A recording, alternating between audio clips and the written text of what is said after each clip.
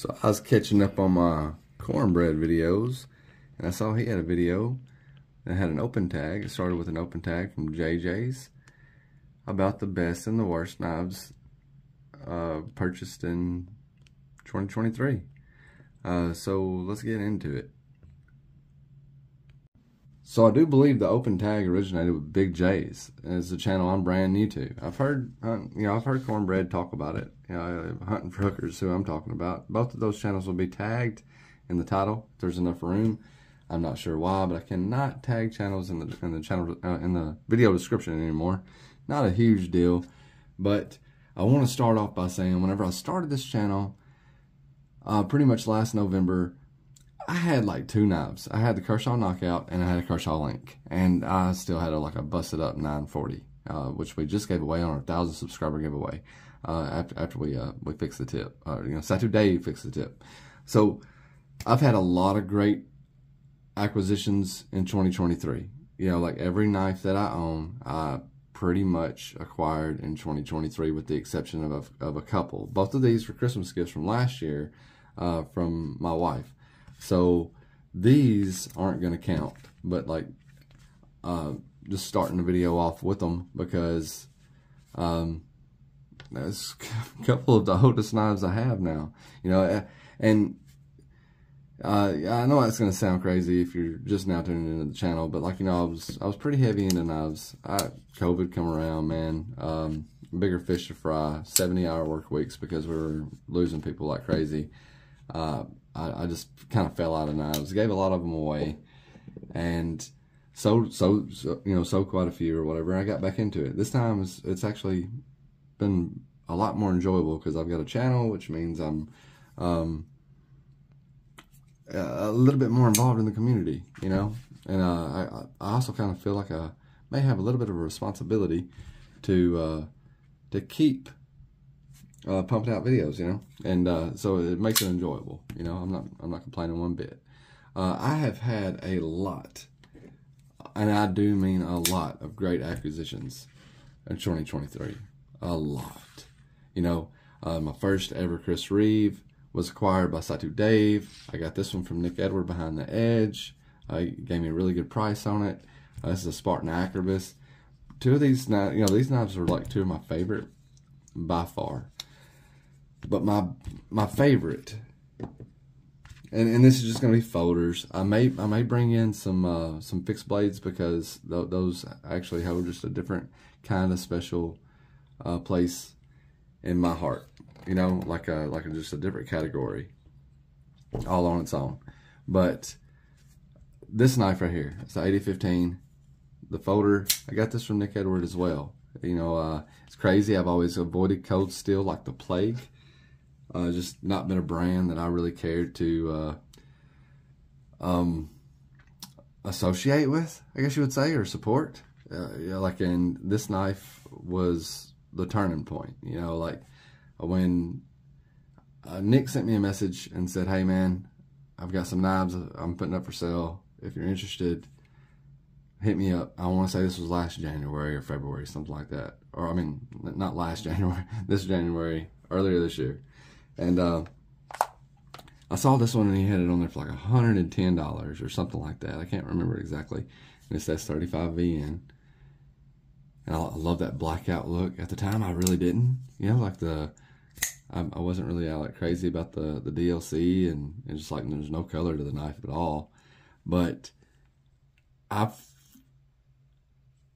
for this being what I would consider to be a higher end budget knife. You know what I mean? Not a high end knife, not a low end knife, somewhere in between. To me, this has become maybe even I don't know, like middle of the road budget knife, type price. This knife has probably given me more smiles per flips than any other knife that I own. It changed my mind about the brand. Since then, I have acquired 8010, and I love it just as much. But this is probably my most special acquisition of 2023 when it comes to flippers. It's not my favorite knife that I've come, like it's not far behind. You know what I mean? I do like the Chris Reeve and Cosi a lot better, but this one far exceeded my expectations. You know what I mean? Like, when you buy a Chris Reeve, you expect a certain level of expectations, and I got this for a great deal too. A lot of these knives you'll see I got for really good deals just because of people in the community, and just buying and trading and stuff from people in the community. But this one, like, far exceeded my expectations. Where, like, if you're playing with a knife for the first time and it's $600 range, and you're like, I kind of figured that might have been a little smoother. Not complaining. I've really grown to love how this knife operates. What I'm saying is, like, that's not what happened here. I was like, $110. This thing is virtually, you see this divot here, just in case there's lots of videos on the AD15. Like that, there's this divot, this dip here in the blade, and then you have this bar, and when it locks, that bar is going inside that hole in the blade. I would say that this is probably one of the strongest locking mechanisms that I've ever experienced. I do love my good frame locks, which is kind of crazy because, like, when this lock was first introduced to the knife world, this lock style, I'll say, not the Scorpion lock itself, but on the original 87, Wes Crawford. He or Wes's dad come out with that original 87, the one-handed operation lock. It operated off the same principle, and Wes met Andrew Demko while they were both designing knives for Code Steel. So some designs were changed a little bit. Like, this was Wes's design wasn't operating off of a spring; it was actually just part of the frame. And there's a original 87 and the Assassin. Those are Wes Crawford customs. A.G. Russell built production knives, or had production knives of those models made in Japan. They're still very much readily available on eBay. You can pick them up for about $100. They're smaller knives, but they do have pretty much the same thing going on. They got a hole in the blade, and then the frame has relief where the spring is now, and it's got a bar, and when it locks, the bar falls into the hole. And I tend to always get on some sort of history lesson. Sorry, but anyway, really like that. Really like the design. It changed my mind about Code Steel, like 100%. Like, I've always kind of looked at them as a gimmicky brand that come out with stuff that was fun to play with, but maybe not useful as far as a tool. I'm completely wrong. I ate my crow. There's lots of good Code Steel products out there, and I'm very much enjoying my Code Steel journey. This is the first Code Steel, I think, unless I bought the Finn Wolf first. I was in a store, and I saw the Finn Wolf, and it was really cheap, and I was like, that'd be a good way to experience a Code Steel for a very, very affordable price. I want to say it was $29 or $39, something like that. And so I can't remember which one I picked up first, but I can tell you this. Like, this knife is the one that turned my opinion about Code Steel completely around. Like, it just flipped everything I thought I knew about the brand, and it gave me the ability to be able to enjoy it. And this knife has been used. It has been abused. It has been batoned. It has been. I've done a lot of stupid stuff with the knife, trying to see what I could do with it before I think I've thrown it, into, like, tree stumps. I've done a lot of crazy stuff with this knife, and it's not let me down. And I think my low expectations of the knife, coupled with the low price and the fact that it refused to give up on me, it refused to fail, kind of, had part in changing my mind about what Code Steel actually produces. And so the AD15 turned me into a Code Steel guy. Not a fanboy, just a supporter. Okay, 9 minutes in. Sorry, let's go to the worst one. All right, so like, not a knock against Neve, but Neve was on one of our lives, and Jared, and you know, I watch some of his lives when I get the opportunity to. He was talking about this titanium frame lock that was, I want to say it was $49 at the time. It's 9CR 18 MOV. Yeah, that's tight right now. You just use let's see, got the right one around here somewhere. Not a T10. Of course, that's a T6. And God knows where my T8's at. Just a second.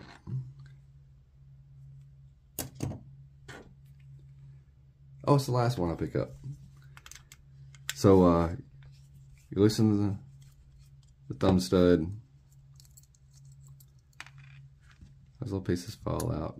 Take the blade out. You got a couple of different other blades that you can choose from. Oh, I've already got them out. So one of them is full serrated, and one of them's sheet foot or a Wharncliffe, or I think it's a sheet foot.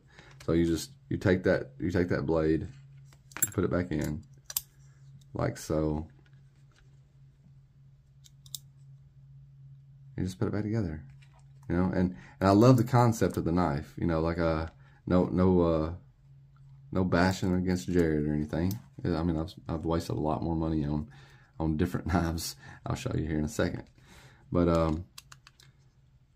tighten it back up, and you should be good to go. And the only reason this goes into the worst is because it won't stay tightened. Like, there's nothing I can do to keep it tightened, except for like add Loctite, something to that extent. And with it being modular and interchangeable, I don't want to Loctite the thumb studs, because you're just going to constantly be applying Loctite every time you change the blade out.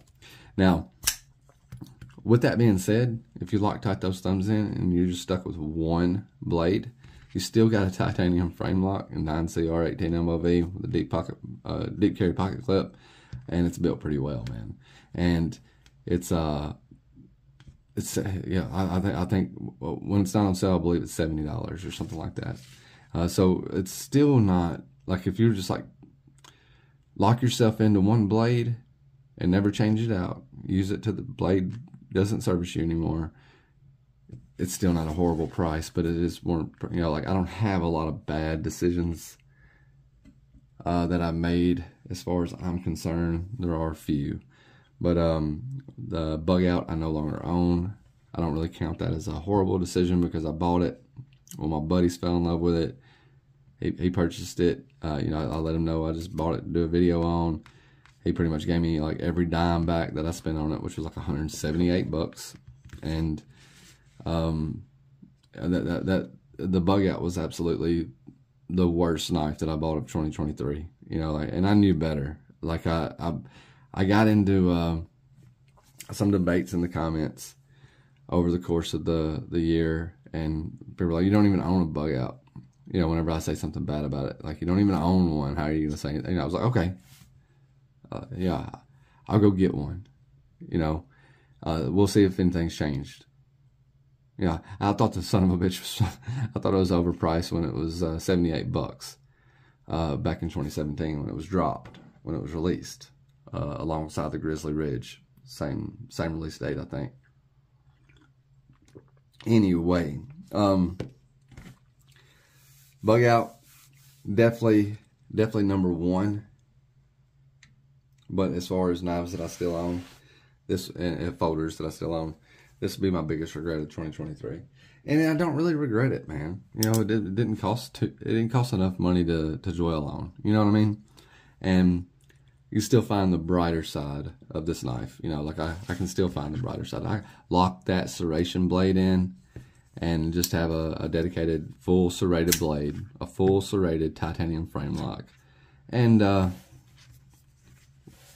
adjust your volume if you would like. I'll do a spine whack test. I know it's a cheap knife. It's an old Leighton's. I don't even know the model, y'all. I don't know the model. It was Amazon. Yeah, and it's very similar to that Leatherman knife that they come out with. I didn't know anything about the Leatherman knife when I bought it, but it's very similar to the Leatherman knife. Okay, so I'm not going to beat the hell out of it, but we're not having any problems with the lockup. You know, and I'm not holding the lock bar. We'll do it one more time just so I'll adjust my fingers down here so there won't be any confusion.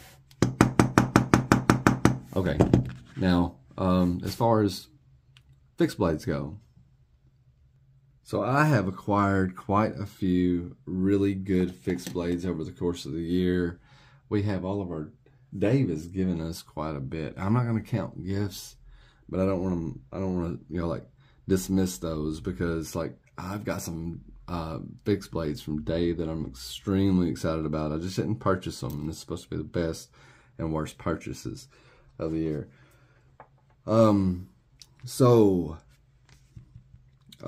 This is, if you've been around the channel at all, this is a Pakistani made my so-called knife. I bought it from a guy that claimed that it was made by an American custom knife maker. I think he truly believed that too. I don't know. He was either that or he was a pretty good con man. But when I held it in hand, I was like, man, you just get like, that's a huge handle, you know, and it's comfortable. It's really comfortable, you know, and I don't know, you have the option to choke up. And so like you would really get the option to be able to use this knife in a manner that I don't know, like it's comfortable. It may be one of the most comfortable knives that I have. What makes it the worst purchase of the year, probably overall, is I spent $125 on it. It's been heavily used, not by me, but I spent $125 on it thinking I was getting something I didn't. I saw the Mosaic pen, I bought it. You know, since then, I can't tell you how many people have hit me up on Instagram offering to sell me knives with a very similar style and a very similar sheath. If you ever see this seal, the great state of Oklahoma seal, run. I mean, not necessarily run, right? Because, you know, like you can get this knife for like $15 or $20 on Amazon, and I think I'd be tickled if I'd bought this knife for $15 or $20 on Amazon.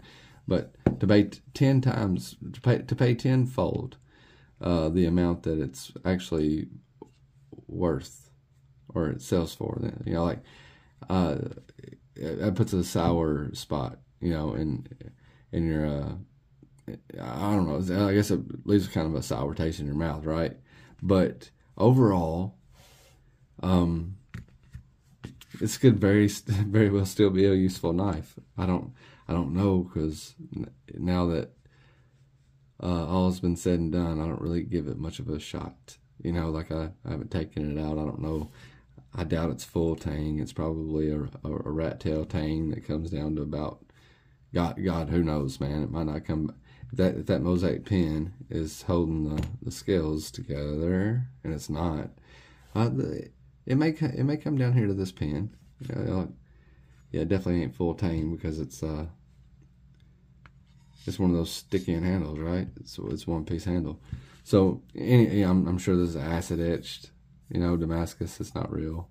That's just cool. I don't care, you know, like but yeah, that's gonna be the worst one.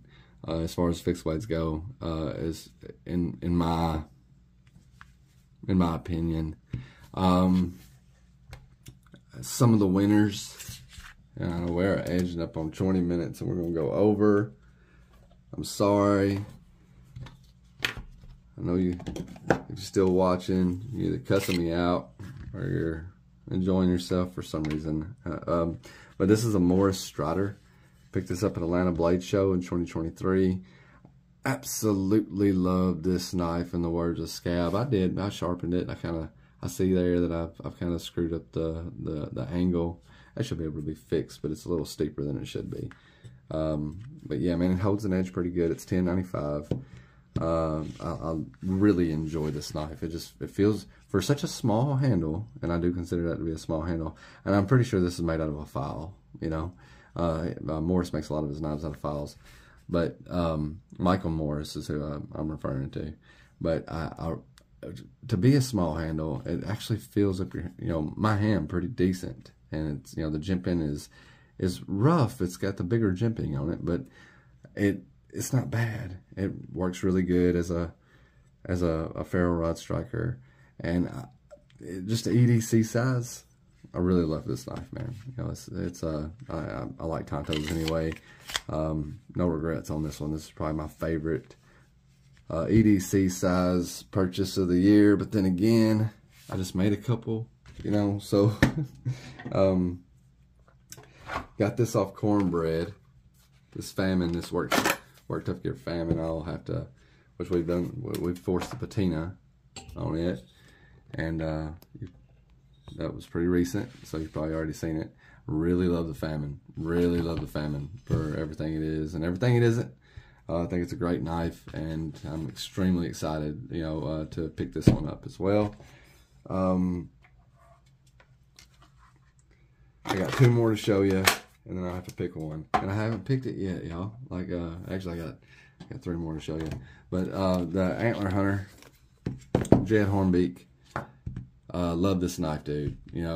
This knife kind of represents the beginning of a friendship to me, man. Like Jed's allowing me to use his shop right now to learn how to make knives, and that's it's like when it's been, I don't know, winning the lottery or being struck by lightning, or what's the odds, that somebody so cool live like so close to you that you could just go use their shop, and then they would allow it.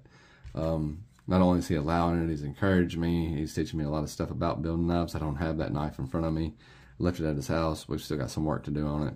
But if you're in the Facebook group, you may have saw the link that I posted this morning. It's unlisted because we had Tool blasting in the background.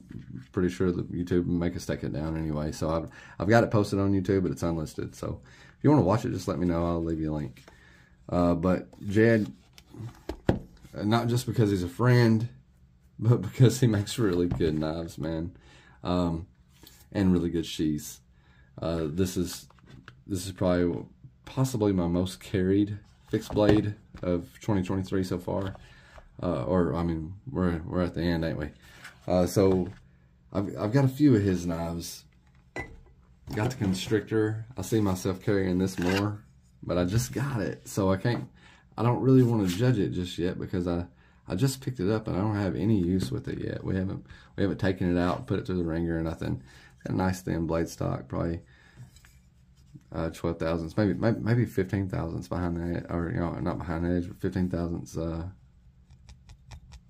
blade stock, or 150 thousandths, whatever they call it. I don't know. Anyway, it's probably 0.15 ish.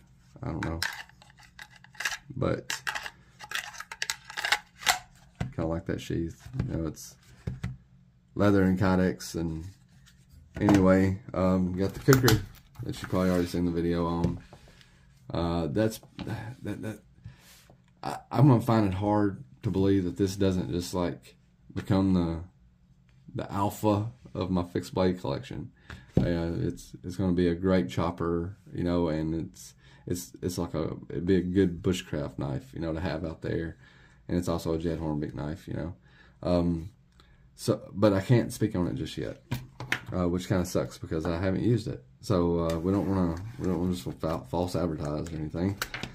So picking them out, man, I think the best purchase of this year, as far as fixed blades go, I will have to give to the Antler Hunter.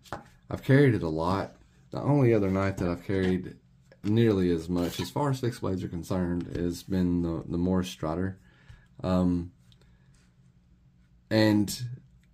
yeah, I do see myself carrying that Constrictor a lot in 2024. It's really hard to pick these things right, but I'm gonna have to give the win to the Antler Hunter. I know it looks funky, but it is extremely comfortable in hand. D2 tool steel, and it just does its stuff. It's got a flat grind on it. It's not scared of anything. It just cuts, and it just continues to cut. Got a D2 attitude adjuster on the back. just really like this knife, man. I really like this knife. I really like the maker too. Like, regardless of, I found out he lived in California, you know, it really wouldn't care. Like, I'm glad he lives nearby so I can stop by and buy a knife whenever I damn well feel like it. But that's it, man. I would like to thank Big J's and Cornbread at Hunting for Hookers for posting these tags. So I'll post both of those channels in the description. Sorry the video's so long. I probably should go back and redo it, but I think I covered a lot in explaining. And these maybe we didn't have a lot of wasted time, I guess is what I'm saying. But thanks for watching. I had fun with this video. So very much appreciate it, Big J, and very much appreciate it, Cornbread, for introducing me to Big J. You guys have a great one, and I'll catch you on the flip side.